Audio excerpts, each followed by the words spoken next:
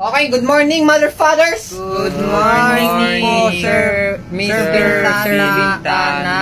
Ang tatamlay nyo para kayong mga walang gana sa buhay O, mag-recess na muna lahat. Pero sir, 7 pa lang po Bakit mag-recess na nga kayong lahat. O sige, ang hindi magre-recess, ibabagsak ko. Tano. Hoy, Kanor, parinig ka. Sir, bakit po? Pumunta kang kantin. Tapos po? Sabihin mo, pakuha muna po si sir yung kabilang teacher mo. Sabihin mo dun nililista ka. Huwag mong sasabihin sa akin. Sige po, sir. Oo, Sige po. tigisa tayo lugaw. Yung tigsa 10. Tigisa po tayo? Sabihin mo dun nililista ka. Huwag mong sige sasabihin po, sa sir. akin.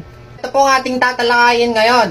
Okay, Mr. Jeric, Yes po, sir. stand up please. Pakibasa po ng nasa unahan. Sige po. Ang ating